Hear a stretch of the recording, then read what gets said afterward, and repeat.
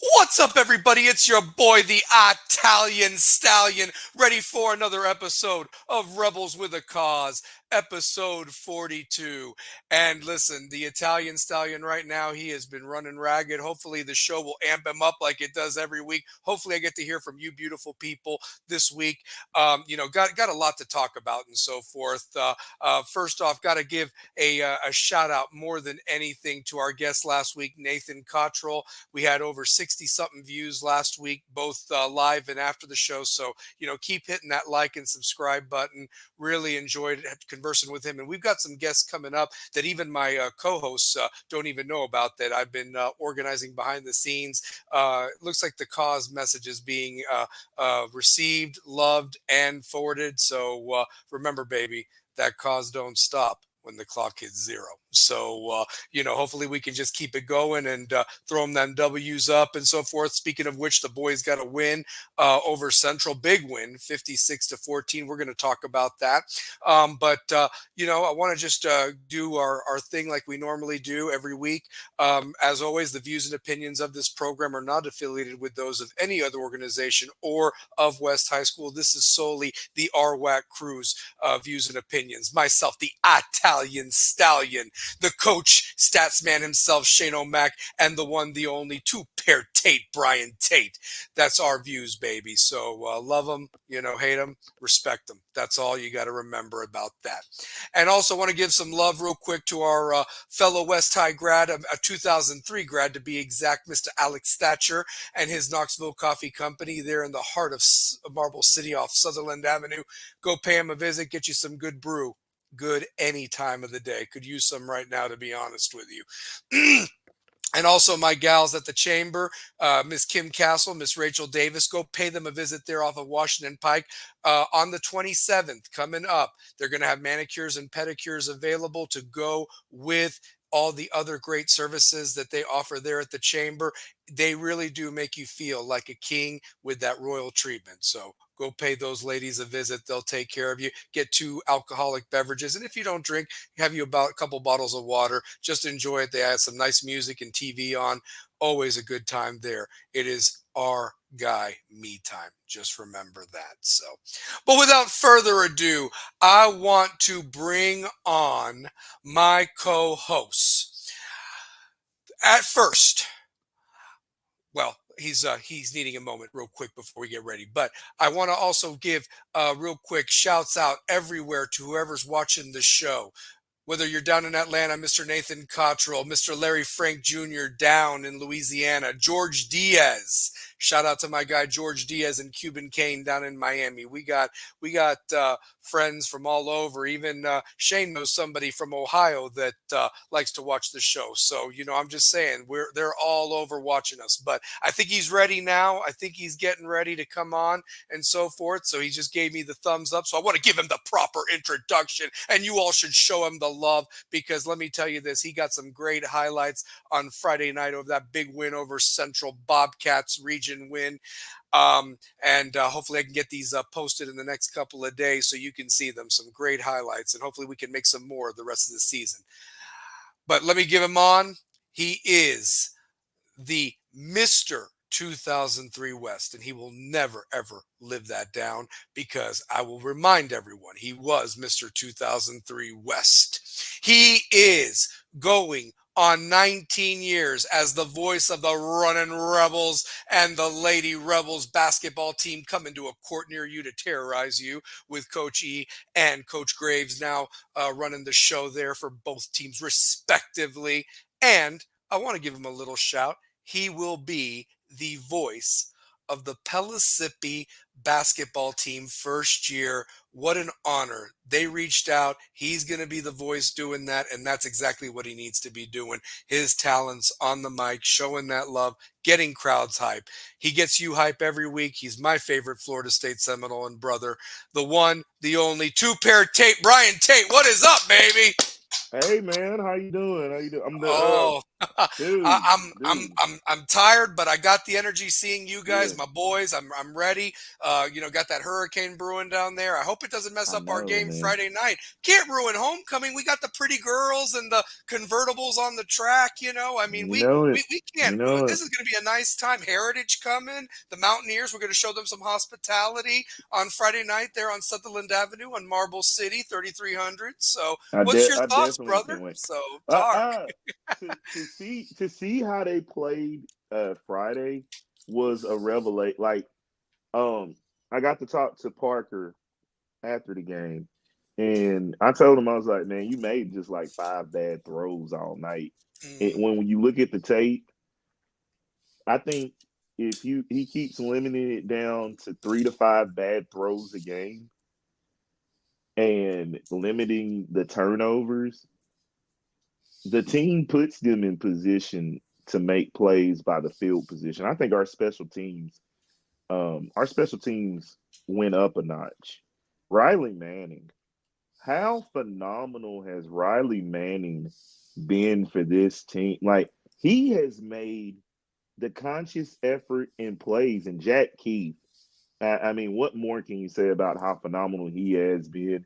Do you Detroit think the Patterson make basketball plays. team needs another player? When he sky high'd and blocked that punt, baby, I was like, yo, I mean, Yo, that gets this yo. right here when he did that. It was like, I'm I taking that. mean, Woo! we make and I like I will say just like Messiah Ren said, it's another day at the office. I loved it. I Yeah. loved it when he said that. It felt like he believed it. And the one thing I want to say like about Park Devon is when he's methodical and he's making plays with his legs and he's able to you know look at what he's what I'm saying, look at his progression and make those check downs, because a lot of times when I watched the Maryville tape, I just felt like we got out physical against Maryville. Absolutely. We really Absolutely. got out physical. This game, you can see Tavion Ray imposing his will, Keelan Rucker imposing his will. Yep. And can we get the ball to Jack Hankins? Can we get the ball to other playmakers? Don't get Mm. me wrong. Um, Antoine Burdine put on, Detroit Patterson put on, but Hankins and Harrison, Mhm. get can we get the ball to other? There's so many guys There's on so this many team. guys, and we talked about that. We've laughed about that joke, that plethora. I mean, you do. I mean, and here's the thing: Plethora. Andrada has not played in 2 weeks. I mean, and he's Drada hasn't the, played. the, the, Mills the was hurt. returner. Mills has been a little banged up. I mean, Person made a hell of a third down where he Yes, set he you up for did. fourth and short, and then we score on the next play. He fought, and I mean, he looked Corey, great. Corey there Person, baby. there So are yeah. times there are times when Corey Person is open and he doesn't get disgruntled when he comes back to the line of scrimmage. Hmm. And that shows maturity by Corey Person made plays. Hmm. Corey Person made plays. Um, Davis too. Burdine, Davis made some plays too, Davis made blocking, plays. catching. Yep. So Was yep. was was JPP hurt? Yes, yes, yeah. Okay, JP's a little banged up. We didn't even have I'm sorry, McAllister out McAllister. there. I mean, McAllister wasn't in you there. didn't have a running back and your free safety back there, and Central exposed it. It showed. I mean, Oh like man, they yeah, I had did. I mean, they had a receiver have 136 yards in the first quarter. After that, we made the adjustments that were necessary, but I can't Mm-hmm. remember a player for a team having 136 yards on our defense, and it was because of the fact you didn't have McAllister out there, And then and also, I felt like we were giving up too much cushion. yeah. I don't like to see if we're in man. I feel like we've got the athletes, if we're in man, to press Hmm. press Yeah. coverage. I felt like we didn't do enough of that.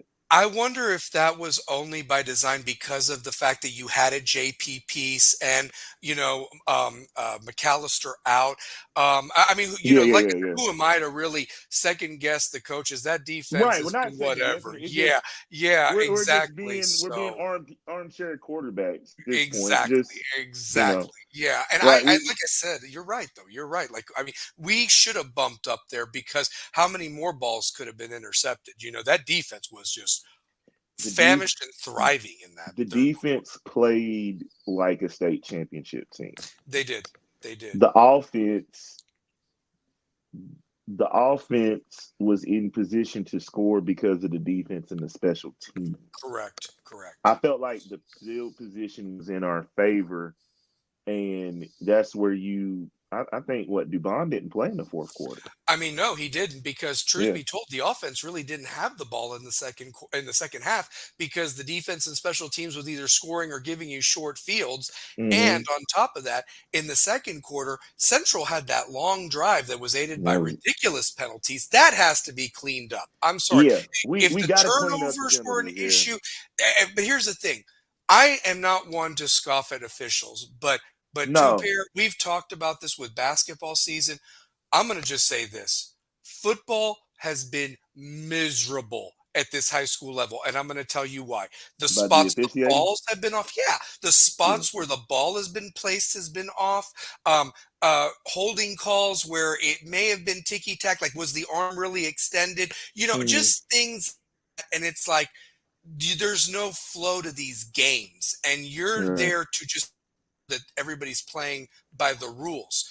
Um, you Mm-hmm. know, they're just calling a lot of things that I'm just Ticky like, tacky really stuff. ticky Yeah. tacky stuff. And the thing is it's like what Jimmy Johnson said back in the day. You never want to leave it in the hands of the officials, and so you got to Mm-hmm. take care of business. And not turn the ball over, not create stupid penalties that extend the drive when you've worked your ass off to get them off of a three Mm-hmm. and out. And the fact is, you roughed a punter that really wasn't necessarily needed, and you took back Wasn't needed. a punt return from Antoine. I mean, that would have been another punt return for a Another touchdown punt return. for Burdine. So, I'm just Mm-hmm. saying that, like, let's be a little bit more smart. Now, the good news is you got out of the good news is it's still midway through the season. But we Very can't have midway. that in the first week of the playoffs. You can't have that No. in the second week of the playoffs. And Mm-mm. the other thing is you did that against a 5A opponent, somebody that you could see in the Again. second round. Because let me tell you this, I've been harping on this. Coach Lane has really done a great job with Central. Absolutely. He's 100% done a great job. improvement from last year, using a lot of young guys. And Yeah. their time is going to be there, but they understand that we are right now. And there's a poster on Coach T that says, I don't care what West's record is until somebody in 5A proves they can beat them. They are the standard of 5A. And I appreciate hearing that from us. And he's not even a West fan. He's a fan from a team from the Tri-Cities that says Tri that. Cities. Yeah. Yeah. Yeah. Yeah. Yeah. And they Yeah. know The that Tri when they Cities. come from the Tri-Cities, they have to come to us and play us. So that can be disheartening that their season ends when they come to 3300 Sutherland Avenue. Simple as that. So, Mm-hmm. but I want to bring on our other co-host because he's been waiting patiently. The coach himself, our stats man. I believe he's still single. So, ladies, if you want to hit him up, let me know. Message the show, and we'll set you guys up because not only is he Father of the Year, but he can cook and he does it all, man. He's the one, the only, our guy, the coach. The Shane coach. O'Mac, Shane McGee. What is up, baby? What's up, folks? What's up? How y'all doing tonight? What up, Doing Shane? good, man. My man. Sorry I missed the Guy. game Friday, but came into some tickets for that concert and had to be there for a once in a lifetime opportunity because that concert was amazing. If you don't know what concert I'm talking about, it was Morgan Wallen, Hardy and Ernest. Concert was amazing. Nealon was rocking. I was up in the nosebleed. Dude, Stadium was what an literally experience. yeah, it was amazing. Can I say this? I was actually surprised we had as many fans on Friday to honor the OG 2014 group, two pair, as we did because a certain coach's wife was even at the Morgan Wallen concert as opposed to going to the game. So I'm not going to say who it was, but their Facebook picture showed who it was, and I was like, You weren't there to support your husband? Your husband. That's tough. That's tough. It's tough. I feel bad for my son now because that was his first concert. That's a good one to start. How do you top that? You don't. Yeah, that's tough to top. Like, I'm going to a concert again. I'm going to another concert in Nashville on Friday. It's not going to top it.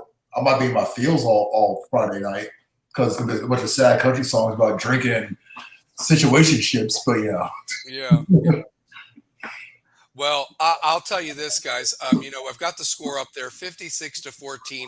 The score at halftime, though. Let me just put it to you like this, guys. If you weren't there at the game, West and Central were battling it back and forth. It was 14-14. West had returned a punt for a touchdown. You think that, okay, now West is going to roll. Instead, we rough the kicker, extend it, even have a couple of other penalties that extend the drive. And literally, Central has the ball all the way down at our 1 yard line with 4 seconds to go and is about to kick a field goal to take the lead at halftime, 17-14 over West, and have all the momentum. And what happens? Wyatt DeRoche, our guy, blocks the field goal kick, and it bounces into Abel Ancelot's arms for a 97-yard touchdown return with no time left. To the crib. And there was nobody near him. There was nobody near him. And I was so proud because I've been one of Abel's biggest fans since spring. You have been a big Abel Ancelot fan. And he laid a hit in the second half that guy still feels it or what have you. It was perfect how he knocked the guy in the fourth quarter. But Abel, that's another guy that needs to get touches and really impact the ball on both sides and even special teams. But he takes it back. Rogers boots it through like he's going to. Yeah, and Rogers it's great. going from 17-14 Central to 21-14 West, and West is going in the locker room. Then the OGs get honored at halftime with one of the most beautiful videos. Russell Bivens, shout out to him, and him doing the voiceover with the highlights, even though he really wasn't calling those games. But the editing made it seem like he was really calling those games. And they honored the guys that came out. We have interviews that I've posted on Facebook. I hope to get them up. I've just been busy with work. Coach Gahn gives them a great introduction with a script. Oh, that was amazing. That was amazing by Coach And to see our guy Cottrell. Yeah, and the guys hoist the trophy right there in the middle of the field. How about Noah Hoxie was there. Seth Marshall was there. I interviewed both of them. Coach Giles was off from Farragut, so he was there. Nat Scott, another coach on the staff, was there. Cole Scavara was there. He's a fan of the show and so forth. He actually Scavara. Shout out to the Scavara family. Yeah, shout out to the Scavara family. Yeah. But Cole's a fan of the show and actually personally thanked me for all that we do. Honestly, for just getting that podcast. And I said, but we do it with all love, but honestly, we wouldn't even have arrived here if you guys hadn't laid the foundation. And I say all that the 2014 guys being honored, I don't know if it was their presence, and I'm not trying to be funny here, but it rubbed off. And then we came out looking like the 2014 guys, scoring on defense, scoring on offense, scoring on special teams. It was crazy to see. It was like, it just became an avalanche in that third quarter. Yep. The third quarter, it was a snowball effect. 28 points scored in that quarter. Offense, defense, and special teams. I mean, there was a point it was 49-14. Yep. Then it just when you saw it get 49-14, you just start saying to yourself, like, dude, we might score 50 points, and this is their biggest offensive output. It is. This is, I mean, we've gotten to 38 a couple times, but realistically, this was the game where the offense and the defense and the special teams all complemented each other. And again, they did. Is these slow starts have got to stop. That is the one thing that I'm going to challenge the team, is that you need to come out, rain or shine, on Friday night and jump on Heritage and don't leave it to doubt. Because here's the thing. Those boys play.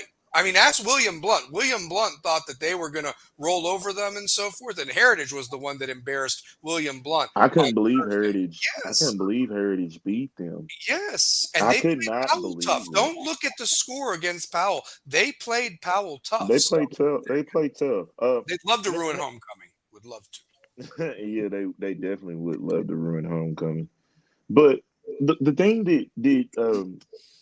that I noticed is we do get a habit of these slow starts. It's just we get a habit of slow starts. We play from behind, then we got to catch up. Like we've done that since the start of the season, and we're midway through the season right now. It's stuff you got to clean up. Yeah, You got to clean that stuff up. Yeah, it's a big win, 56-14, but how many penalties did we receive? Too many. Right. And they were big penalties. They were big 15-yarders. I mean, big penalties. So yeah, you're putting yourself in a hole when you garner these penalties and you allow your defense. And we've got guys that we can rotate, but still you're putting a lot of pressure on your defense to make stops. And we couldn't get off the field on third down a lot. I mean, that was an 8-minute drive. That was an 8-minute damn drive. I mean, that shouldn't happen. So not in high school football. No, not at all. So, Coach, just your thoughts on it, because I know you weren't there, but at the same time, what is it at this point? I mean, because look, Two Pair said it best. You're already 5 games into it. The record doesn't look that great. You're 3-2. The one thing that is important is you're 1-0 in region play, so that's important. You're ranked number 8 in the state, and here's the other thing too. Last week or last Friday night, Southwind, who was the number 2 team in the state, got upset. So what? Who did they lose to? I forget. I think it was a team from Mississippi they were playing, but they lost, and so they were number 2 in the state. And a lot of people were thinking Southwind is going to be an obstacle for Page on that other side of the state. And I say that right now, Page looks like the dominant team. They won again 49-0 or 42-0 last week over Coffee County. I don't know how good Coffee County is, but here's the thing. They're taking care of business and look every bit of the part of a team out that they're tired of getting silver balls and they want a gold ball. And they got 3 D1 commits on that team, making sure that it happens this year. So I pay attention to the other teams. Yeah. Sevier County is looking great right now with their quarterback. That could be a potential second-round matchup or a third-round matchup. And then you've got Powell, who's in your region, who's ranked number 4 in the state right now. So with their only loss being to a very good Anderson County team. So you're going to be able to play some of these teams, and you need to get ready. So, Coach, what I'm asking is, what do you do to ensure you don't have this slow start, especially against the competition that could be in your way of this historical time? At this point, it's a mental thing on why they're doing it. Like, obviously, they make the adjustment at halftime, but you got to make those.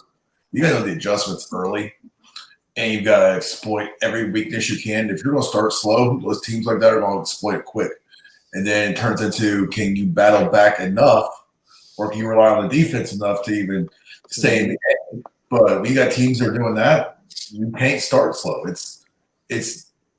I'm not saying it's impossible, but it's hard to battle back when teams are that good and that stacked. Like you look at those teams, like a team, what Paige said has 3 D1 commits right now. 3 D1 commits, yes, sir. You slide off against a team like that, they will exploit you real quick, and then you might not have enough left in the tank.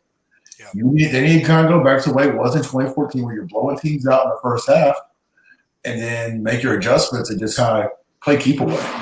But you can't get down, and you got to convert the down distance. You got to keep everything short. Pick up 2-3 yards every carry, every pass, moving, and keep your offense moving and burn out their defense to where they're gassed even after halftime. If not, then it's going to be a long, long battle, and you may not make it to a third straight. It's true. It's true. Two Pair, let me ask you this real quick, because I think that this is something to go off of what Shane is saying. Is there a good possibility that maybe this is that aha game? I mentioned it to the 2014 group that they had won, but it was the William Blunt game where they scored 63 points and a half that really got them going to win the title. Yes, they had the Ray County and everything like that, but is there a good possibility this game could be that aha game for this team, that maybe there are no more slow starts and they whip some ass these next 10? Because here's what it's going to take. You win these next 10, you're state champs for the third straight year. Go on the roll. Roll. I don't care who's in your way. Roll with it. I feel what you say right there. I do. I feel what you say. But for me, what the game that would kind of cement that, how do they play on the road against Alcoa? 2 weeks away. Yes, 2 sir. weeks away. It's 2 weeks away. I said the two games that were going to be telling for me were Central and Maryville. Yeah. I said I thought those two games would be the toughest on the schedule, and I like that Anderson County team.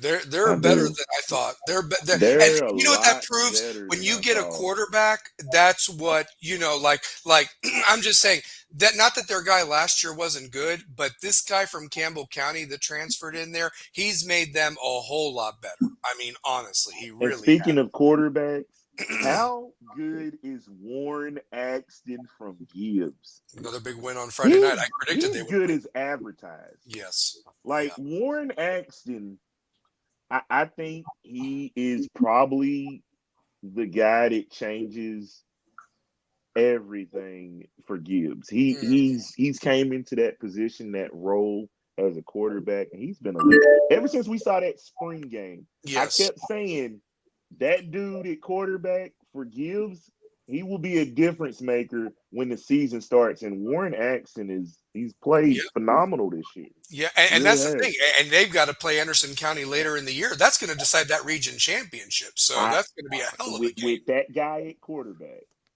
if he cuts down the turnovers, I wouldn't be surprised if those dudes shocked Anderson. It's just the way he played. Like I was telling Shane, I was telling you too. I said, I was like, Shane and James, man, this dude, if he's at quarterback for them this season, they've got a shot to win every single game. He's a player that makes a difference, man.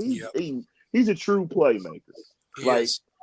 For him to come to a school from, I want to say either they were in Alabama or Georgia when they made their move. Mm-hmm. And he's just taken the Gibbs community by storm. That dude has made plays. Like last week, who did they play? Was it?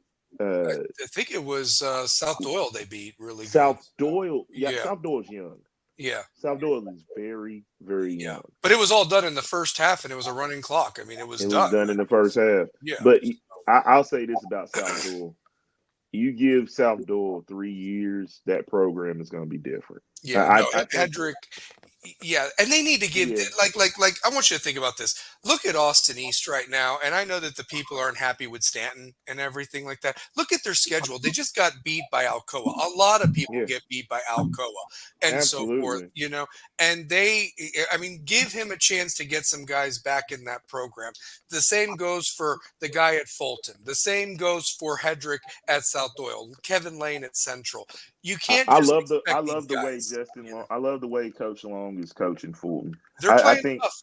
They're playing tough. I think Fulton and Austin East. You got to give that you got to give that 3 to 4 years for them to become a team, to be a program. Yeah. Like with West, we have a program.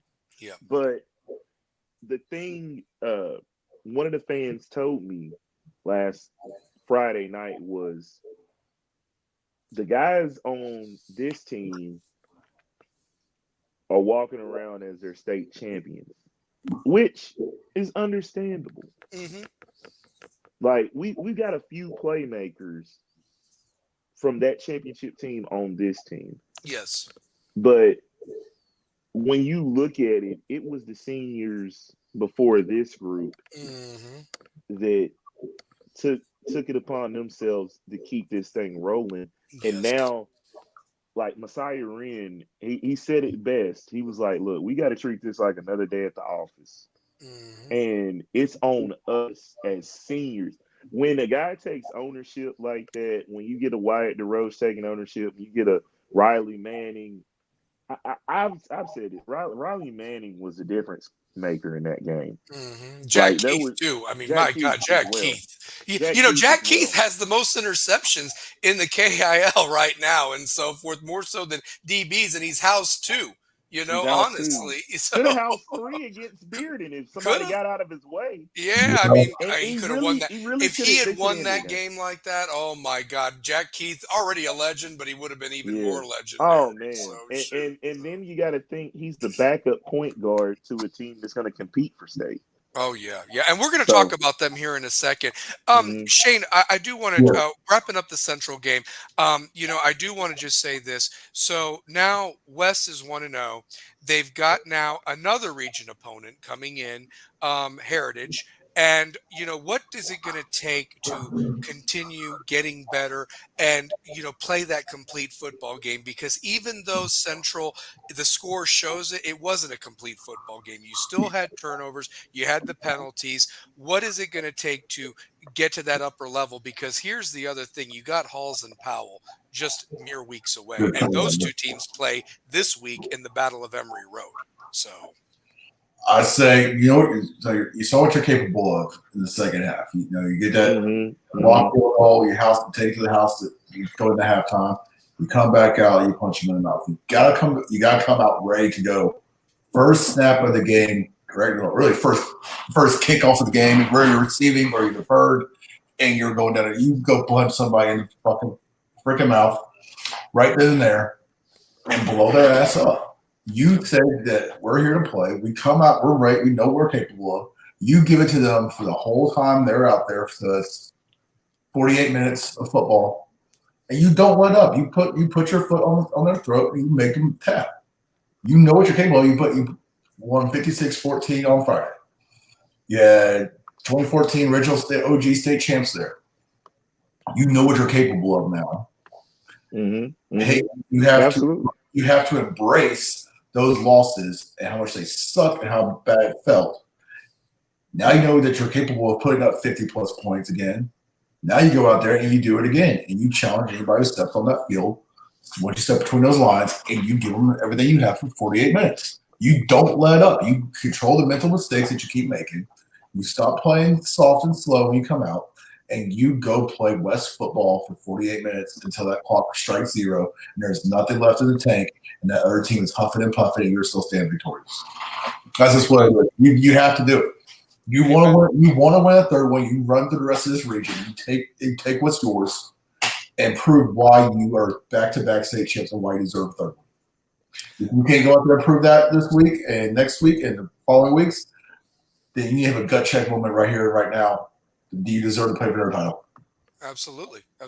Two-Pair, your thoughts on this matchup with Heritage. And while you're talking, Shane, do you mind looking up Heritage's record of who they've played so far this year and give that to us? Two-Pair, your thoughts on this grudge match with Heritage as they try to ruin homecoming 2024 this Friday night at Marble City, Sutherland Avenue, Bill Wilson Field. The thing that they got to do is they got to win in the trenches, and they got to show they can impose their will running the football. We've got to see them impose their will on the Mountaineers. The Mountaineers are going to give us everything we want. Their defensive line is pretty stout. They got some talent on that defensive line. Their secondary, I don't know if we're going to see a lot of man out of them. I feel like they're going to play a lot of drop coverage, a lot of zone. But they could surprise me and play man and switch from zone. I just feel like we have the athletes to stretch the zone in ways with the running game, but we have to establish the running game first. We got to get in a rhythm offensively to have sustainable drives. If we can get 2 to 3 minutes off of the clock then that allows our defense to make plays with the linebackers, and then that allows us chances and opportunities to blitz. We didn't come out with that. We could have made same America's aggression. all-time best-selling SEC. We didn't come out with that same aggression until the third quarter. You saw the difference between the first half to the second half with West, and it was just like they put their foot on the gas. Yep. And when they put their foot on the gas, they made the plays. That's what I'm expecting against Heritage, because Heritage is really the tune-up for that travel that you got to do against Alcoa. Then you've got Anderson County. Then Halls and then Powell. Yeah. Yeah, because I think the last home game will be Anderson County. Thursday everything night. Everything else is away. Yep. And you know that November 1st contest is gonna be away. And when I think that might be the next 4 games after Heritage. I feel like we can win convincingly against Heritage. I can say, but I think it might be a 7-point ball game. I really do. I really think it might be 28-21. I think Heritage is going to give us it because they know they're the homecoming game. So I don't want West to take these guys lightly. No, you don't want to take these guys lightly. No, like, they can't. We could be on here next Tuesday night saying, "We told you so." Don't take those guys lightly over at Heritage. Exactly, and then you walk into Alcoa with your tail between your legs. You know what I mean, with a 3-3 record. Absolutely. So I mean, you're absolutely right. And I will say this: I'm glad you brought up Heritage's defensive line. And Shane, I'm going to give you the floor to read those scores and the teams they were playing. Yep. But here's the thing: when you hear the Powell score, take it from people. I know people over at Powell. They said that Heritage is very stout up front, and this is a game that is going to see if our offensive line really has turned the corner, because, you know, this was supposed to be a strength, like I said. Now, I saw a little bit improvement last week, but you still went 3 and out on your first drive against Central, and that can't happen, you know, against better teams. And so the thing is that I really want to see that offensive line really, you know, not make a stupid mistake getting a 5-yard penalty and putting this offense 5 yards behind the line. I want you to come out there and drive it the legal way and, you know, knock people off the ball and open up those lanes for Messiah and Tavion and whoever else is carrying the ball back there, and give Parker time to find the playmakers, because it all starts up front with you guys. You guys were supposed to be the strength. I'm not saying you're not, but here's the thing. You go out there and leave a legacy that you can be the best offensive line in West history, especially when 4 of you are seniors. So that's a big deal right there. Shane, go on ahead with that schedule and record, wins and losses for the Mountaineers coming to town. All right, Mountaineers are sitting at 3-2 right now. I'll go ahead and knock out their 2 losses they've had. Opening week, Maryville 51-0. Okay. Powell 38-0. Now here goes their wins. South Doyle 32-2. William Blunt 35-14. Carnes 35-0. And that Carnes defense is pretty good too. Yeah, that Carnes defense, they come to play. That's one thing I will say. That shocked me. Offensively, they do have their struggles. But when it comes to that Carnes defense, they have surprised me this year. Between Gibbs and Carnes defense, and I want to say Anderson County too. Anderson County wasn't a surprise though. I thought that they would be what they would be. The Carnes defense is a lot better than advertised. Carnes defense has stayed on the field way too much this year to bail the offense out. The offensive play calling when it comes to the quarterback and what they're calling for him is not what it should be. I've watched enough of their games this year since, you know, I coach on the middle school staff. I've been over there, and we all have come to the same conclusion about a lot of the offensive play calling right now. That's another story. But when Heritage is locked in, I mean, they're averaging 34 points a game, roughly. But when they're checked out. So, but Maryville, stout team. You all know what Maryville is capable of. Powell, same thing. Stout team, know what they're capable of. But when you're handling these other teams easily. I mean, West on paper and what we've watched, dominant team when they want to be. You can't sleep. You cannot sleep on this team. Yeah. No, you have to do what Powell and Marable have done and bust them in their freaking mouth. Snap one. I don't care if it's kickoff, kick return. You start putting people on their asses left and right and make them feel it. If you don't, they're going to give you a fight. Yep. How much are you willing to start out slow and just put your foot on their throat for 48 minutes? Like I said, it's up to West on what they do in this game because this Heritage team can play either way. You can bust them in the mouth and they back down, or they're going to give you a fight. Absolutely. Mm-hmm. Start out slow, it's going to be a fight. Yeah. Bust them in the mouth, you're going to give them the big goose egg. Heritage has only beaten West one time in their history of meeting and so forth. It happened in the 2016 season. It was at Heritage. It was Jeff Herrig's last year at West. So I just want that out there. But since then, West has won convincingly every time they have faced each other. So, like I said, it's been very interesting. Yeah. The backdrop of their stadium is freaking amazing. Last year's game was gorgeous. Nice. Last year's game was amazing. You're right there at the foot of the Smokies. Oh, it's so beautiful. Oh, it's a beautiful backdrop. And they've got the one side like Bearden. They got the one side like They're Bearden. higher than Bearden's, I think, because I drive by there a lot for work when I'm out there doing jobs on the electrical side.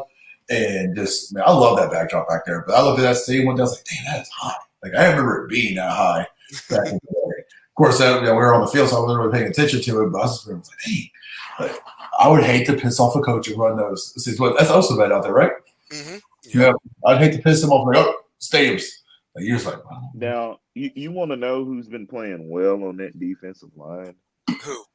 Deshaun Battle. Yeah. Deshaun Battle has played well on that defensive line. Like, he's played well. Steven Johnson, DeRoche, those dudes on that defensive line, we gotta give it up to those dudes in the trenches. Like, on both sides. I mean, and who's the kid, LaFell? Was it LaFell? What is his name? We got to look at the roster. McFall. Lavelle.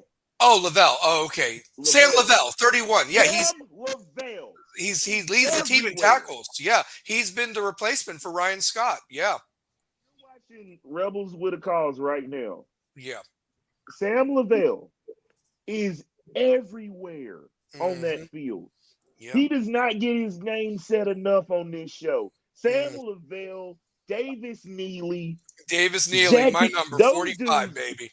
Dude, Davis Neely is everywhere on that defensive side. He hit the quarterback that popped the ball out, and Keith took it, did the house call. So, I mean, that was Neely to Keith right there, honestly, 45-0. So.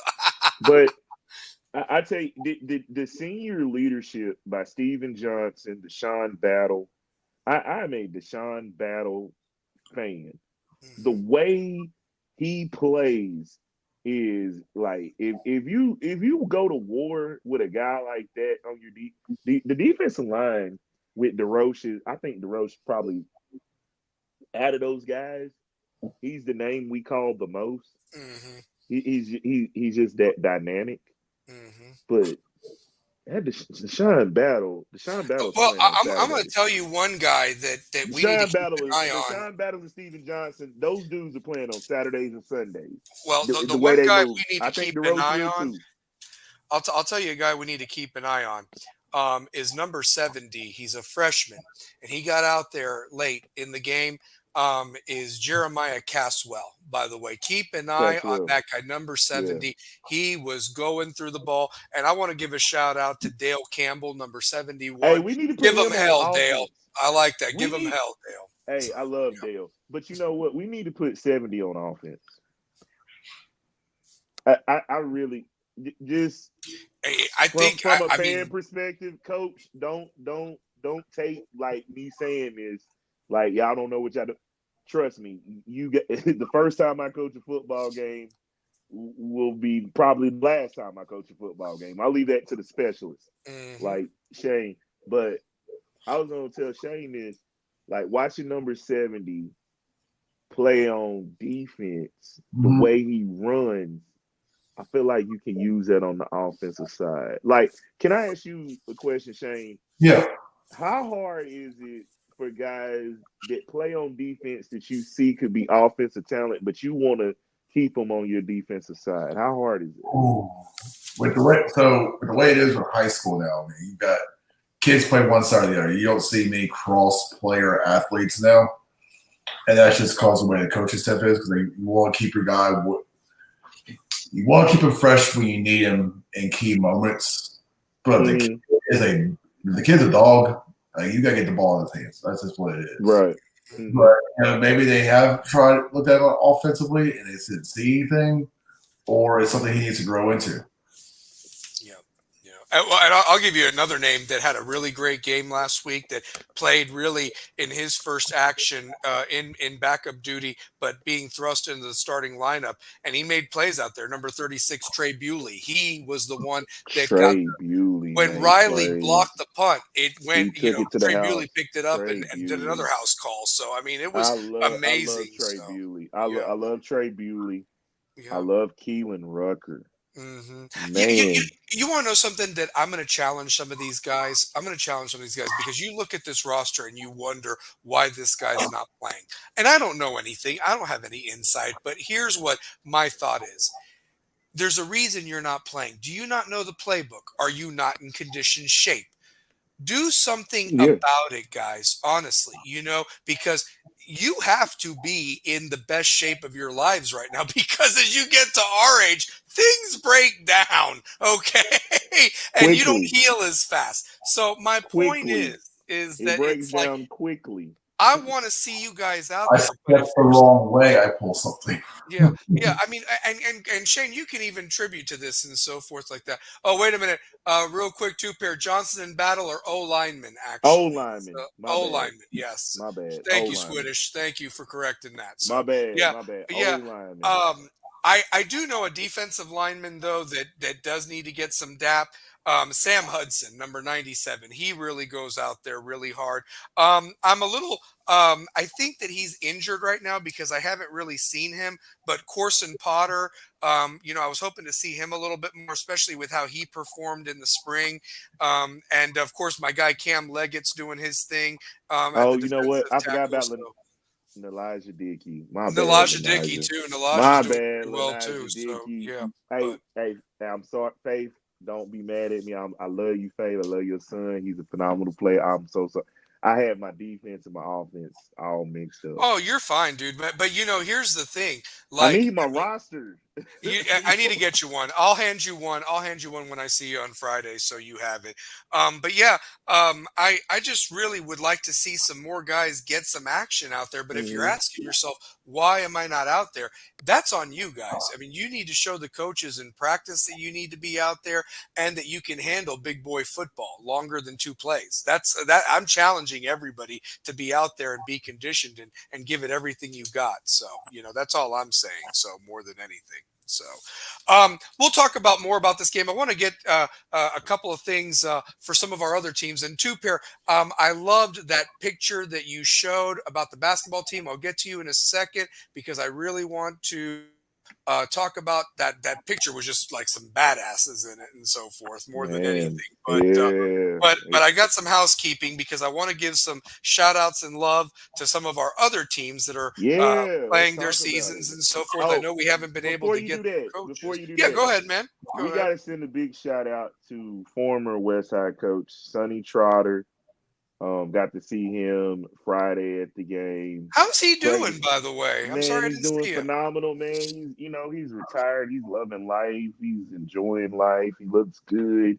You won't talk about one of the best dressed men in Knoxville. That's Sonny Trotter, man. That's my guy, man. Sonny, love his family, love his daughters, love his wife. Phenomenal guy. I also got to see Coach Pecco. I told Coach Pecco and Coach Lindsay that it is a must that we have them on the show during basketball season to speak about the 25th anniversary of that Yes. that 2000 district team. Yes. Just a great guy, like an incredible coach, Mhm. and the best coach I ever had. Like I love Coach Pecco, and he made me appreciate those 6:30 practices. Like what I know now, I should have been there at 5:30. Like I should have been there at 4:30. I should have, you know what I mean? Like Yeah. I should Yeah. have been there. Like let's Well, go. and speaking of that group, we need. I mean, I understand that maybe some of all the 2014 guys couldn't make it because you had a concert, maybe you had work or something like that. But you know, I wish more guys would have shown up because it would have been amazing to see of how special that is. I think that if it had been us that had won that first state title, I think we all would have found our way back. You know what I mean? Type of a thing or Yeah, somehow. But that's okay. That's fine. yeah. But what I want more than anything is I want everybody that was a part of that 2000 district team back. And I hope Mike Morrow, Coach Lindsay can reach out to some of these guys because, it kind of saddened me. I know life happens and so forth. That, when Nathan was talking last week about, he really has not gotten to see these guys. So it was awesome that they had their little dinner at Oh Dead End man, Barbecue beforehand and got to yeah, catch up. that And was it's like, cool. man, you guys should be always in each other's lives, like, with the social media Y'all should have a aspect get. now. They should have a they. This Every what I want to year they say. should do it. So, yeah. So this was what I want to say to that team is what I want to challenge them because they've already been to the mountaintop, but keep the brotherhood of what you did every year. Like I seeing Shane at my reunion, I have literally talked to Shane and you almost every single day. Pretty much. Yeah. You know what I mean? Since Yeah. since my class reunion, I talk to you guys every day. I see you guys at least Once once a a week. week. Yep.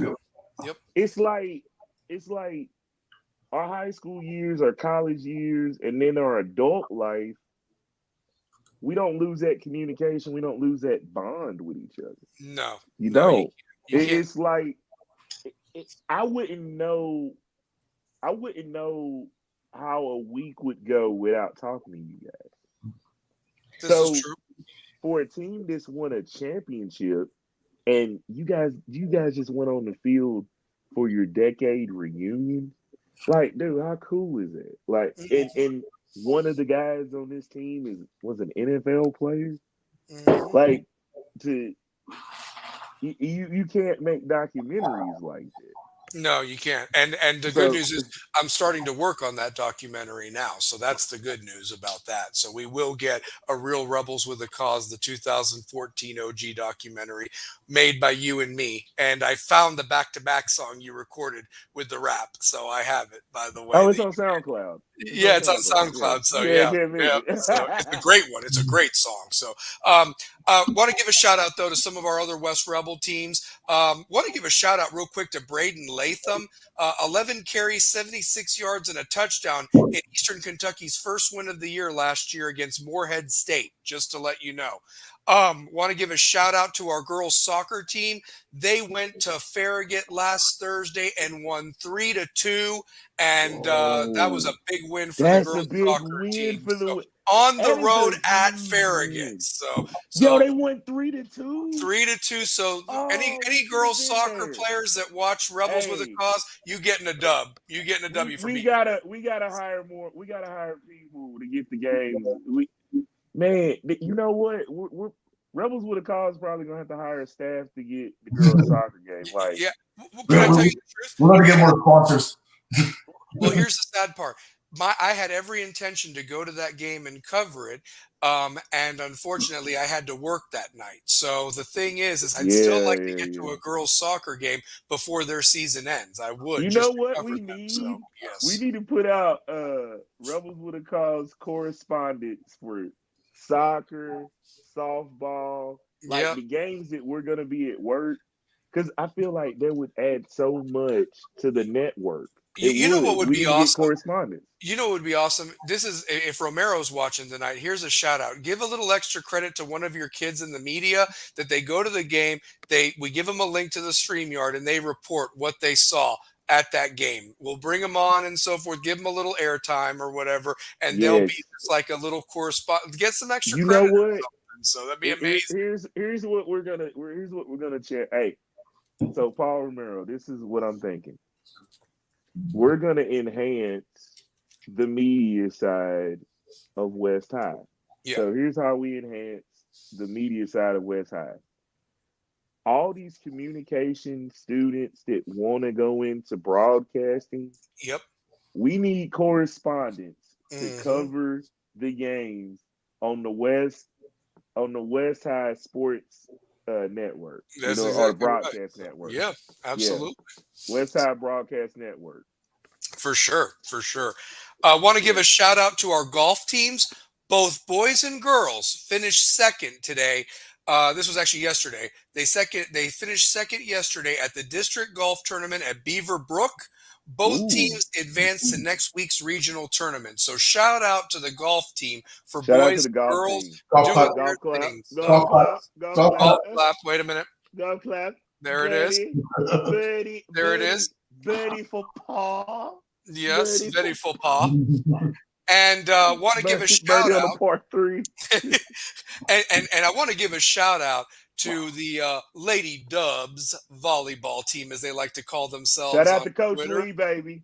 Yeah, well, Shout out to she's got Coach them Lee. going. She's got them going for sure. On the 17th, She's one of the best coaches ever. Yeah. On the 17th, they actually had a big win. Both their JV and varsity girls beat Heritage. So that was on the 17th. And then this past week, which was yesterday, they swept Carnes, both JV and varsity. So clean sweep over Carnes last night. So shout out to the West High Lady Dubs volleyball team for getting it done. So all the sports at West, that's what we like to see. Y'all get a W. For the teams mentioned and so forth, and I'm sure cross country is doing their thing as well. And if I hear anything or see anything on the Twitter, shout out to West High Council, I will definitely make sure that we give them pub on this. Before we go to college football, though, two-pair, that picture was badass that was taken by the seniors. It wasn't even the varsity. It was the seniors that took a team. I mean, they got, 9-10 guys that are seniors, and we haven't even gotten to juniors or sophomores yet. What is up, man? Scary good. Scary good is what I want to see. So, Scary good. Also, I want to give a shout out because he won't be with us this year. But when I tell you, I love me some Chris Cowan, man. Like, I just wish he was. What on happened? this Can we talk about it, or is this a He- Rebels After Dark off camera? Nah, thing? What's up? He said he loves us, and he said he wish he was back at West, but he's at Carter because they had to move. So yeah, man. So All right. I wish I love his game. with Carter's that getting a group. special player, by the way. Oh my God! Like with Carter's that getting group, a though, special guy. just the way you could put him in. He was interchangeable. Yes. He just gives you a lot. Spark off the bench that almost helped you beat Bearden in the district, honestly. But you know who I think is going to be that spark? Like the Our guy. Yeah. I think it's Malik Wilson. Like he is the most calm, cool, collective dude on the. You don't ever see him get rattled. Yeah. Like the dude, he doesn't say a word. I don't even know if the dude can talk. He's very quiet. He's very quiet. I said, Kara, I don't think he speaks. He goes out, he plays defense, he rebounds, he can score when you need him to. But with this team, he does all of the stuff that doesn't come on the stat sheet. Mm-hmm. And then you look up, you're like, damn, Malik Wilson had a 10, 7, 5. Like he's one of those dudes that can be a double-double or a triple-double. It's just we're so deep. Yeah, he's not gonna. Yeah, I mean, But he go ahead. will. I think he'll be one of those guys that gets minutes in crunch time. Like I feel like the first 2 quarters you may see him get in, but crunch time, I think he's on the floor. Like, I Who's really do. our guy, real quick? Who's our guy that sat out the whole year, is just chomping at the bit like a dog coming out of the Mike cage? Nelson. I'm ready for Mike Nelson. I want to see what he can they, do in that uniform, baby. They call him money after midnight because Money it's after ATM. midnight. It's ATM. I like that. Him. I like deposits. ATM. I like that withdrawal. Money after midnight. ATM Mike Nelson. And look, this how I know. Shane and Stallion, coach. He's in the gym. He in the gym. He's stroking. He's getting ready. He in the gym. Like he's really in the gym with it. Mike Nelson, Garrett Birch, like off this ankle injury, coming back shooting lights out. I think he became a better shooter. I think Dupree, Birch, and Schuler really improved their shooting, but Schuler off the dribble this year is different. Yeah. I think it's helping him guarding a guy like Nelson or if he's guarding Hill, but he's been a little different. I can't wait to see Kevin Jack and Devin Martin. Oh my God. And their bodies look completely different from last year. They really have been working and transforming that. Real quick about Birch, and shout out to the Birches because they were one of our first supporters of Rebels with a Cause before Romero and everybody else got involved. So shout out to them. But how big of a loss was that not having Birch after that Bearden win? He got hurt in that 4th quarter, and you didn't have him the rest of the year. How nice would that have been to have him in those games that were close losses or that you didn't even have him for any of the district or region tournament, honestly? So, yeah. Garrett Birch is going to average. Garrett Birch could get 16 points if he wanted to every game. Yep. Yeah. This is going to be a great team. This is going to be a great team.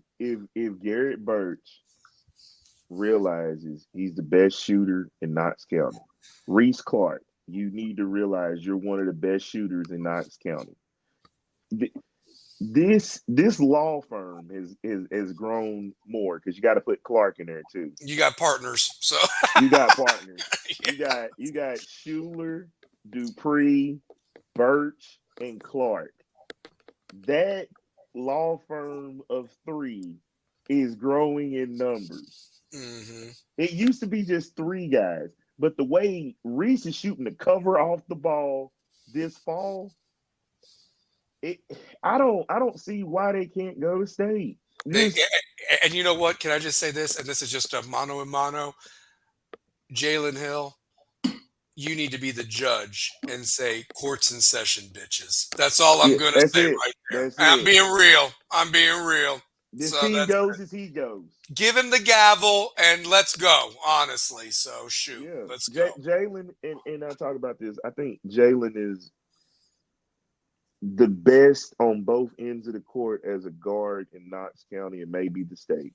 Oh, yeah. He is. It is and what it like is. I said, he's got to play within himself and let it come to him because when it was slow and he was faster than everybody, great. But when he was in his own head, it was clunky. It wasn't a well-oiled And him being a leader, he knows that because we talked about that a lot last year, and he changed it. But the young guys, Kalu Fofana, Kalu Fofana might see some playing time next year. Sanders as well. So I love Sanders because Sanders he hustles. Yeah, and he's got lift. He knows how to use his body in the paint, and he can get you 6 easy points. Yeah. Sean Smith, I like Sean Smith. I think Sean Smith is going to be due for a year where he sees some minutes. Like there are guys that can steal minutes from seniors. Yep. That's If why you got to get bring the- it every day in practice. You got to bring it every day in practice. Somebody will Wally pip your ass, honestly. But Put you on the bench. if those guys get the right matchups, like if they get the right matchups to where if Jack got in foul trouble, if Kevin Jack got in foul trouble, you could then move either Dane Clark or you could move Garrett Birch to play in the post, stretch it out with Clark, stretch it out with Schuler, and have Hill run point. So our You paper can do boy things is like that. on the team. The paper boy is on the team. I think Dane so. Clark, I think Dane so. I just didn't get to okay. see him. I That think one he's time, still maybe on he the had team. something going on. Maybe he had something else going on. So the No, paper no, boy. the paper boy definitely better be back. Yeah. I haven't got to see him though. I Yeah. haven't seen him on campus. I swear but I no. saw him at a football game because he stands out. He's so tall. He's Yeah. quiet too. He needs to get mean. So that's what he needs to do. He needs to get mean. Another guy to keep your eyes on is DeMarcus Bullard, the Afro Samurai. Like I love it. the Afro Samurai. Like I think you got all your names ready. I can hear it in your voice. You're ready to call that first game there at the gym. I can't wait to see this. So yeah, I like him. I like my man Wesley too. Wesley's got a nice game. I like Wesley. I think Wesley's gonna be Wesley's only gonna be a sophomore. Schwitters. Wesley Schwitters. I might be saying his name wrong. But he's only a Schwitters. Or Schwitters. It's SCH Witters. Don't get him confused with Waylon Smithers from Simpsons. But I really hope Kalu steals some playing time because Kalu has been balling. Yeah. Well, he got out there as a freshman, so look at that. I love Kalu. Kalu saw time as a freshman. Mm-hmm. So he was a Fab Frosh, and now he's a super soft. So that's what he's got to do. I love Kalu's development is through the roof, man. I'm a Kalu fan guy.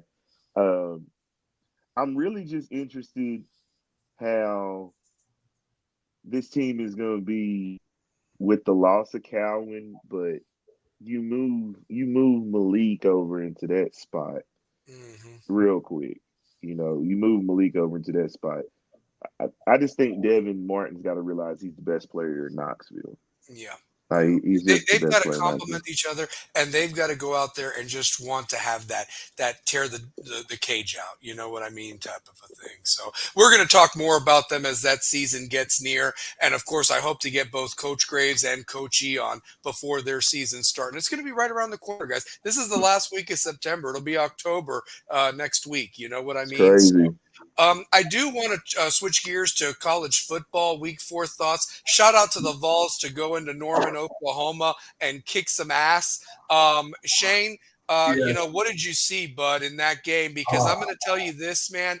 At no point was I worried about Oklahoma at all. They shut down that offense. And here's the thing, to even credit you, you put a post on Facebook. It's nice to have a defense again in Tennessee. It had been seen like that since Chief Chavis was roaming the sideline. It looked like talk about that game, man. Oh my God, that defense is elite. Like you aren't running your offense against that defense. It's not happening. You've got playmakers on the line. You got playmakers in the linebacker. You got playmakers in the secondary. You are not doing shit on Tennessee offensively. Don't even try. If we let you do something offensively like we did in that game, because we held back, like Coach said, it's on video, I pulled back because the defense was playing elite. You kept the defense off the field when you needed to, made their offense try to drive on you. You gave up 86 yards in 3 quarters. 87 yards in 3 quarters, and they finished with under 100 yards total in the game at 98 yards. A college team in the top 15. Tennessee's defense is elite. Tennessee's back. Book us in the playoffs. I'm calling it that right now. I like it. I like it. Two Mhm. pair, you. I know it pains you to say this as a Florida State fan. Larry Frank's on here. You know, wanted to give a shout out to the U. You were talking with me off camera. That Miami offense really has got you impressed this past week, and we'll see what they Yeah. have against Virginia Tech on Friday night. So, what's I your thoughts think on the Canes, dude? So, yeah. I think Miami is going to be in the college football playoffs. They've got a nastiness to them that I love, and I wish that was seen in Tallahassee. But those boys in Coral Gables, it felt like I'm watching the U. I'm not Mhm. watching Miami. Yeah, you're right. There's a There's difference. difference. There's a difference in are Dancing you on the watching sidelines, Miami? talking You trash. watching the U. It is a difference. That is the U. That ain't Miami. There's a difference. Them dudes are legit. Yeah, yeah, Yeah, yeah, no, I mean, yeah. I'm gonna say that. I mean, they're dancing on the sidelines. They're talking trash. Cam Ward pointed to the USF guy and said, "We're running the play right here. Why don't you put your guy right here?" Miami runs the play. Damian Martinez doesn't even get touched for his third touchdown, and Martinez is going like this to the crowd at USF. I mean, and they were walking out there in Yeah. the third quarter, man. I mean, I know it I, was just I, USF, but they're taking care of business. I mean, that's what you got to do. if they're not one of the best of the top five, like they got some stake. They got some stake and claim to say like Mhm. they're the best team in Florida. They're Oh, they're without a they're doubt. one of the best teams in the nation. Hmm. Tennessee and Miami are on a roller coaster climb to be because two and four play, right? Two Yes. and four play. Well, yeah, actually 2 and 3. 2 and 3 would play. So Oh, like if you it's just two keep and going, yeah, yeah, yeah, yeah, it's like yeah. one, But I'm yeah, saying it's weird, yeah. this week we got a 2 and 4 matchup. Hmm. So depending on what happens in that, can change the course of that top 25 from making some moves, It really can. making some serious moves. What are your thoughts about that game? I mean, obviously, you know what? Larry Frank is calling it right here. He said the U is one of the most dangerous teams in America right now. I can't argue that. He said Tennessee versus Miami is going to happen. Sorry, fellas. I mean, I'd love to see it. If it did happen, a freaking ticket to get there to watch it. Honestly, I've been dreaming Man, about it for years. I mean, I'd want they've that sucked ticket. both of them for how long? I mean, till recently. So Jesus, I mean, I it Me needs and want my, to that me and be. my ticket, best but I friend would. made a deal that if Tennessee goes to the national championship, we're going to the game, no matter where it is. Like we Who are. was this now? Who made a deal? What now? Me, Which? me, me and my best friend Brent lives Oh, down. He's UT grad, lives down Florida, Marine vet with me. That's how we met. yeah, yeah. We have made a deal with each other that if Tennessee goes to the national championship, we are going. We don't care where it is. Like we have prepped for this. So if it's Tennessee, Miami, I'm there. I don't care. Yeah. Wherever Tennessee plays, we go to the national championship, my ass will be there. I will not miss out on that. If I even have to sell some baseball cards or something to get some extra Mm, cash after Christmas to pay for it, I'll find a way to wherever that national championship game is. Honestly, so I would love to see it in Miami. I'd love to see it in Knoxville. I just know it's gonna. I feel like they're on a collision they course. are on a collision. I mean, and you know what? Why not? There needs to be some new blood because look, guys, I'm watching this shit last week or Oh, whatever. just if they see each other in the first round, because that's a home game for whoever's the higher ranked team. Oh wow, Mm-hmm. yeah. So yeah. Larry goes, I'll sell ass to get tickets to that game as Miami goes, listen, this is some after dark shit now. You know what I mean? But Yeah, yeah, that's great. turn That's the great. volume down if you're under I will 18. start OnlyFans and sell pictures of my Oh feet out man, here. only on Rebels with a Cause when Only we with start talking. that, See, baby. this So, is the part where it's college, so we uh, can kind of branch out a little this bit. is We what can you kind of young men have to look forward to when you get to yeah, that point one day. exactly, So there you go. exactly, So yeah. exactly. But This is the college We game. are willing to sell ourselves for yeah. tickets. Well, listen, but guys, how Mm, awesome was it that game day covered a Tennessee game on the yeah, road? You know, on the and you know road. they're going to be at Neyland. If Alabama wins on Saturday, I think Georgia's going to win. If I gun to my head, Yeah, Georgia's going to win that game. But I really foresee if Alabama somehow pulls it out of their ass, I foresee Tennessee taking care of business with Arkansas and the Gators and so forth. Mhm. How can game day not be here for Tennessee, Alabama that third Saturday in October? How can that not happen? Man. So, be Dude, amazing. do you see how quiet it got when you said that? Yeah. Dude, It's a realistic how thing. I was there how last time. monumental of an atmosphere? How monumental of an atmosphere would that be if, let's just say this, Georgia and Alabama play a 20-21 ball game. Mm-hmm. We're just let's play with it. Sure. Let's play with it a little bit. They put up a 20-21 ball game. Let's say it goes into OT. Mm-hmm. The magnitude of that game, if Alabama is the victor opposed to Georgia, because the Georgia game would be later in November. Mm-hmm. And that doesn't do Knoxville or us any good to not have game. No, and it's like, Yeah. Georgia playing on the road in Georgia. We haven't looked good between the hedges since the days of Eric Ainge. Mm-hmm. You know, when we went up against, I want to say, was that Stafford against Eric Ainge, or he came in the game later? What year was that? I want to say that was '08 that we went up there and surprised them and they weren't supposed to lose that game. Like nobody gave Tennessee a shot, but it Eric, was yeah, the day was of it Eric Kiffin? Ainge. Was it Kiffin? Kiffin was coaching maybe? Was it '09? Yeah, if it was, This 08 was Fulmer, 9 was This Kiffin. is 07. It was This is 07. 07. Yeah. Eric Ainge 07, that went team was crazy. good. They went to the SEC championship game. They almost beat LSU in that game. So yeah. That Eric Ainge was Red. getting money against Georgia. Yeah. Yeah, he was kind of the Georgia killer. He was. I Oh mean, man, because they Eric, beat his 2004 year, they beat Pollock and David Green and ruined their senior year because we couldn't beat Georgia during that time when Mark Richt was there. We couldn't. So no, we yeah. couldn't. Let me look that up.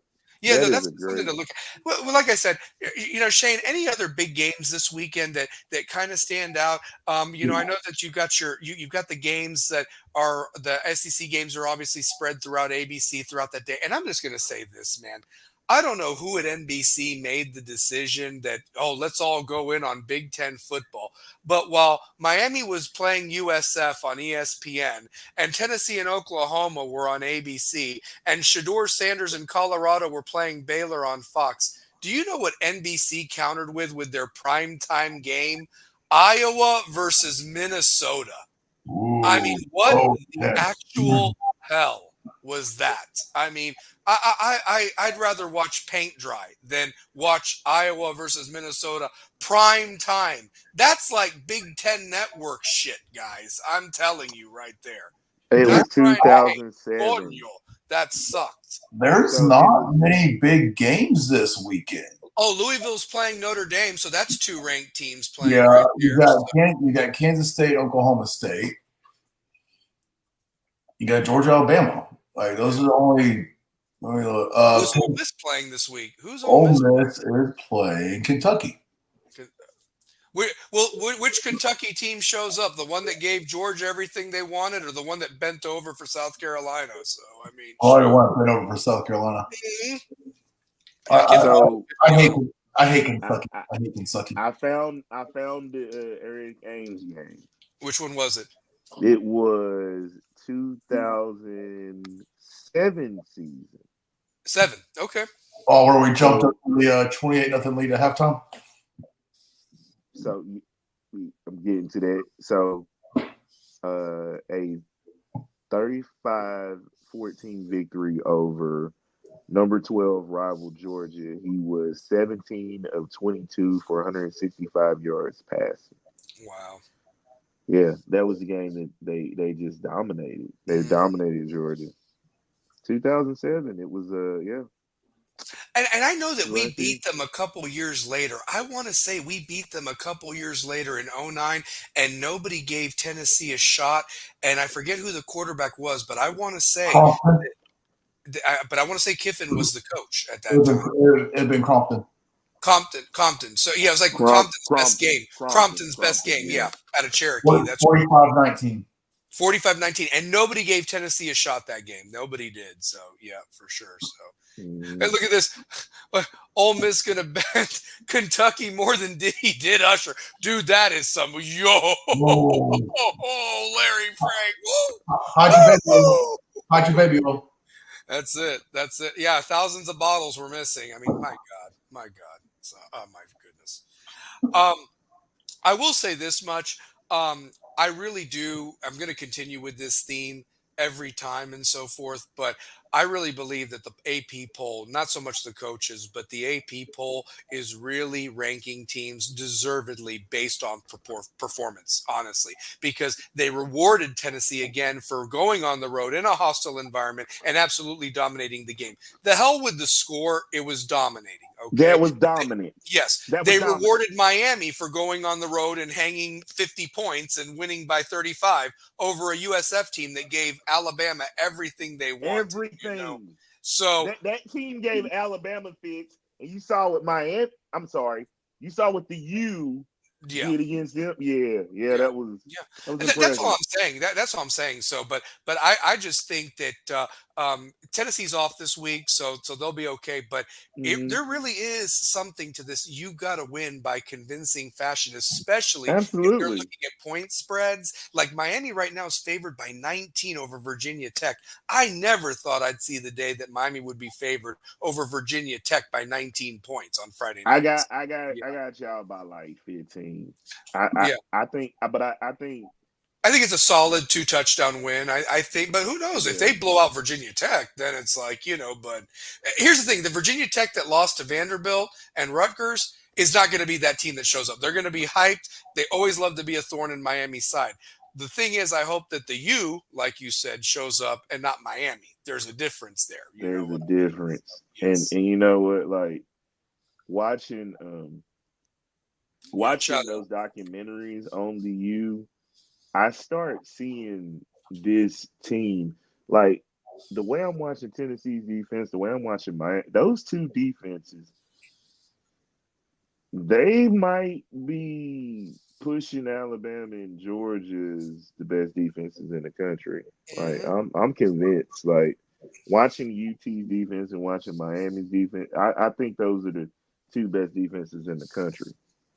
And then you're going to see, and here's the thing, Ohio State, their first toughest game is going to be Oregon, and we don't even know what Oregon really has. Oregon's lucky to still be undefeated at this point. Look at USC.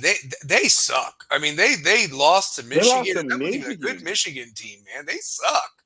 They're terrible. Michigan, you thank the referees for keeping y'all in that one. Yeah, for sure. Yeah, thank the referees for keeping y'all in that one. Shane, who does Texas have this week with Arch Manning? Because Ewers is still out. Ewers has got that. I'm just playing, man. I love Michigan, man. They got the Bulldogs and Mississippi State. Mississippi State. Yep. Oh, they'll beat their ass by 50 points if they want to. So, and let me tell you something. You want to know something? We all know that Mississippi State, really made an emotional decision of who they hired after what happened. But we know if the Pirate was still alive, Mississippi State would still be very competitive and still very fun to watch, honestly, if the Pirate was still alive. So, yeah. That might be one of the saddest days of football. Yeah. No, that guy was must-see TV. He really was. So, yeah. I know I wanted to keep it short tonight, but I still wanted to make sure that we did take care of a couple of things. First and foremost, I want to give I have a loser of the week this week, by the way. It goes to Kansas State. You guys were predicted to win the Big 12. I heard even Bill Snyder, the legendary Bill Snyder, talking all this trash, saying something about he would do something if there's no chance Kansas State goes into Provo and loses to BYU. And he almost did something stupid, like I shaved my head or something like that. And they went in there, their new sunshine, and got absolutely blasted That by is. BYU. So the loser of the week is Kansas State.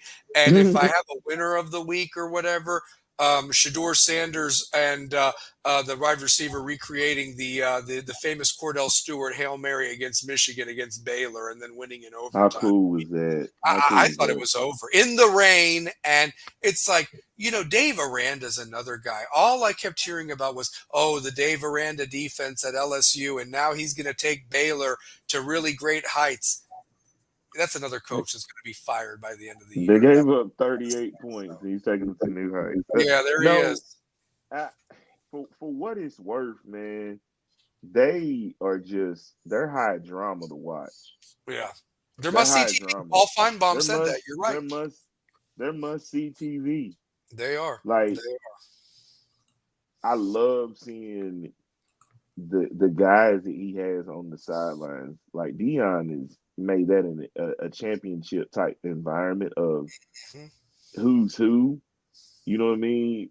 Like, what kid wouldn't want to go there? It's hard to build continuity with 43 new players. That is tough. Like, that is tough to do. You know what I mean? Possible. Yeah, it's really tough. So I commend him on what he's doing, and Travis Hunter. Oh yeah, yeah. He just makes plays. You know what would be really interesting? He's just a great football player. He is, and you almost see a mirror image or whatever. I mean, I don't know what Colorado's record's going to be the rest of the year. I don't. But could you honestly see Travis Hunter in the Charles Woodson role and Cam Ward putting up the NCAA numbers like Peyton Manning at that time? You could have another Manning versus Woodson, Ward versus Hunter. You know what I mean? Type of a thing. It'd be an ESPN documentary years from now or something like that. Yeah, so, we just gave them the sauce. Look at it. We just gave them Shane, the sauce. Other media likes to steal our stuff, so we should put a copyright on this one. Yeah, put a copyright and on reap that the benefits. So yeah, can we copyright that one here on Rebels with a Cause? I'm going to make sure that we patent it. So for sure. Yeah, we said it first. First. But no, seriously, that's what really could happen if Travis Hunter, he's doing it at a higher clip than what Woodson or even Champ Bailey. I think Champ Bailey was Champ Bailey, right? Yeah. And if Georgia had won a few of those SEC games, like if they would have beat Florida during that time frame, you would have put Champ Bailey on that hype train in the South the way the Midwest writers put Woodson on that hype train and on the national level in the Midwest. So, yeah, Hunter, he's doing it at a higher clip, though. Like, he makes the forced fumble. He gets the 7 catches with over 130. Like, it's hard to argue. He's the best player in college the whole football. game. He's playing special teams as well. He created that fumble that ultimately saved the game. I'm going to throw this out there too, Pierre. And it's funny you mentioned the Midwest Riders because Colorado's kind of in that Southwest, just outside the Midwest, type of thing. But they are part of the Big 12. I'm going to tell you another defensive guy that the Big 12 pushed to the Heisman Trophy once upon a time. People may not remember this name. Ndamukong Suh, the big defensive tackle for Nebraska. Ndamukong Suh. Yeah.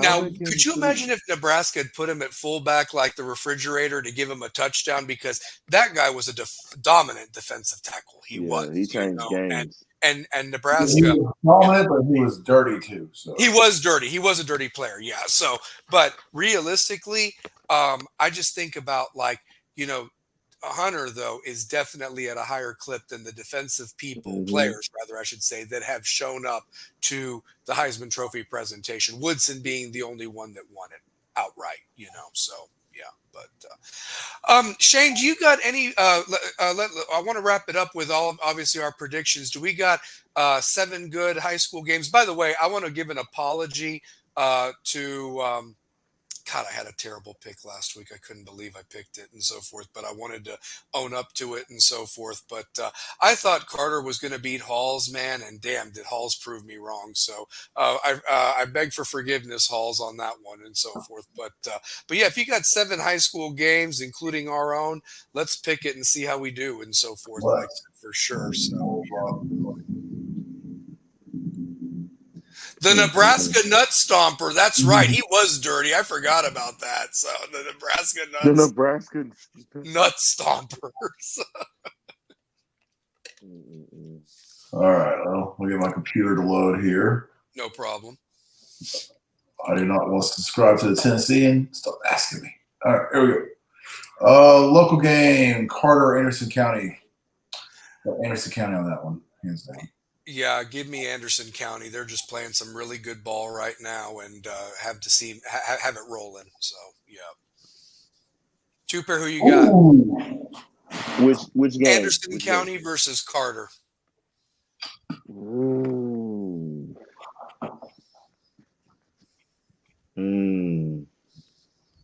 Carter's a good group. Carter is a good group. I'm going to step on the ledge and say Anderson County. Okay. All right. Good pick. Good pick. Shane, what's the next game? All right, let's go South Doyle Central. I like Central. I like Central in this one. Central. I think Central bounced back. Yeah. I think when you get took to the woodshed, like we got took to the woodshed by Maryville, and they bounced back.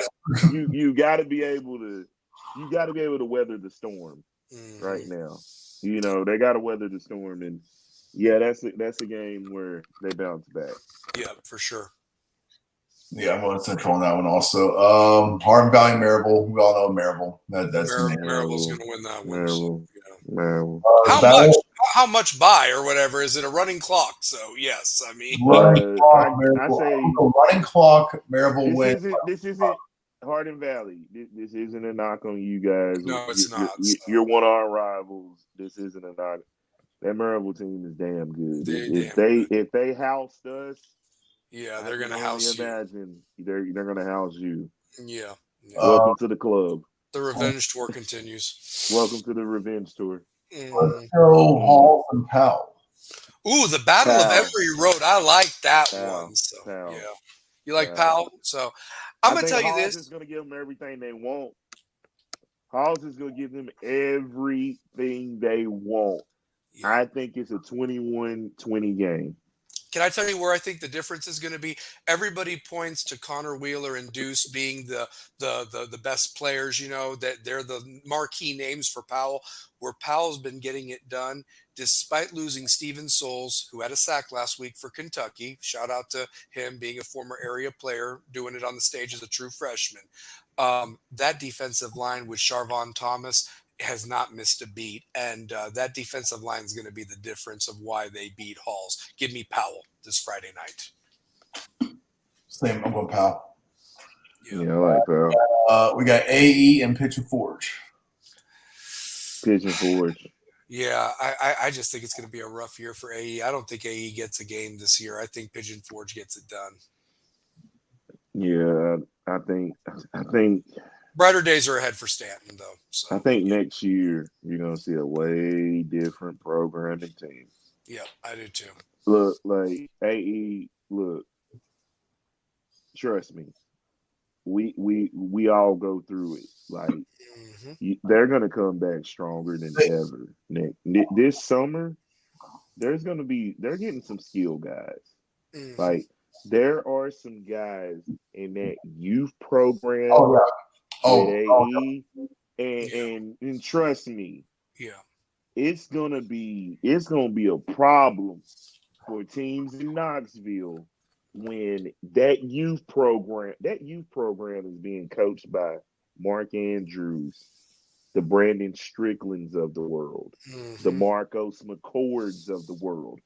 It is being coached by a ton of guys that know what it's like to play that brand of football out here on the East. Like when when Braylon Strickland makes the decision to go what school he wants to go to, when Marcos McCord Jr. decides where he's going to, where Mark Andrews' son, there's a ton of talent in that youth program. Get your licks in now. Get your licks in now. Get your licks in now. Yeah, because that program, like we run a very good program, but they do too.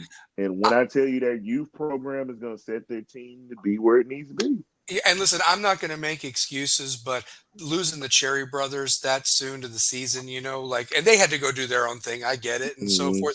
But if the Cherry brothers would stay, they're good for at least. They'd probably be 2-3 right now because that's how good impact those both boys. Them dudes for that them program. Dudes can count for 30 touchdowns. They're not 0-4 or 0-5 right now. They're 2-3 easily, if not 3-2. So yeah, Shane, what's the next game? The Battle of Anderson County, Clinton and Oak Ridge. Ooh, give me Oak Ridge. Oak Ridge is starting to get it together. They're finally becoming the team I thought they'd be. Clinton still struggling. They got beat pretty good by Powell last week. So give me Oak Ridge. I still think that coaching change affected them. So yeah. Oak Ridge. Oak Ridge. Derek Rang, man. Derek Rang. Clinton. When you lose your athletic director, you lose your coach. Lose players. That transfer, so yeah. Like you lose your athletic director and he comes to West where he played it. Like you lose a guy like that. That guy right there is a hell of an athletic director. And guess where he's back at? West. Back home where he belongs. So yep. All right, now next up, the Battle of Dutchtown. CAK and Webb. Give me Webb. Webb. There's a lot of. Is this rivalry? This seems like rivalry week. We've got Battle of Anderson County, Battle of Dutchtown. Jeez. Got 3 more to pick. Okay. Fulton and Carnes. You know, give me Fulton. Carnes got that defense. Yeah, but I feel like is 0-3 in the last 3 weeks. So I feel like Coach Long's offense is just getting in the gear of what the tempo, the pace, of what he likes to coach with. I agree, and I think it's only a matter of time before we start talking about Fulton State contenders the way that youth program as well. Like that youth, it's the youth programs that we really need to focus on because those are going to be the changes of if those kids stay together and stay the course, those can be problems for West in the future when you look at how things can shape up with these MAC programs. The MAC programs are what's going to be changing the face of high school football for a while to the point there may be NIL deals coming around. It's already there. I think it's that's what I coach right now, and I watch these kids film every week. So I'm gonna go Carnes on that one. Just for that. They need a win. They need a win, and they beat them last year. Remember, Carnes beat Fulton last year. So yep. All right, next one up, the Battle of Kingston Pike. I love that you said the Battle of Kingston Pike because that's what it is. It's Farragut's their own city, so Bearden at Farragut. Bearden. Bearden is damn good. Yeah, I'll tell you this. Last week, Bearden is damn good. Parrott took the snaps at quarterback, so I don't know if Mississippi's going to be back or not. But no matter who's playing at quarterback, I got Bearden winning. Give me Bearden by 14. So it's a rivalry game. Farragut will play them tough, but I think Bearden too much of that game's always brutal. Bearden finally got the best of them last year after losing 6 in a row, I think. Mm-hmm. Yeah. So I'll go Bearden. I got a stat for you, Shane, by the way. Do you want to know the last time Bearden beat Farragut at Farragut, by the way? It's been a minute. It has been a minute. 2016. You might be right. You might be right. I was going to go a little bit further back than that. I was thinking it was probably that Devin Young team that did it back in 2010. But maybe it was 2016 that did it. I want to say that. Because it has to be at Farragut, like at Farragut. Because Bearden's won a few times at Yeah, Bearden. Yeah. 6 in a row last year. So this next year, I'll look that one up. Yeah. I want to say it's like 2016. Yeah, but at Farragut, so something to think about. So yeah, but I got Bearden getting that streak over with and finally getting a win on the road at Farragut. So and finally, us. You know, weather is going to be a factor with the rain. I've even seen some games being moved to Saturday, taking advantage of Tennessee having the bye week or what have you. That being said, if they play the game, give me West 42-21 over Heritage. 42-21 West over Heritage. Going to go. Let's say 41-10 West. Okay. Let's see. They beat Central 56-14. I'm gonna challenge the offense to put up 35. I think it can be closer. If let's say this. If the first half West is leading 21-14, the second half will be the telltale sign in that first 3 minutes because it could go. It all depends on how Heritage starts the game.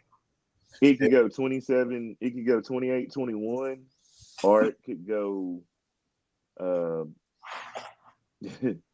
It could go 56-21. Like it can change real quick with that group. I just don't know. I think the Godfather, Coach Shaver, me and him talked, and he said when they turn the switch on, they can do this. Exactly. And I really think this is one of those games where you got to flip that switch off and you got to flip that switch on in the first quarter.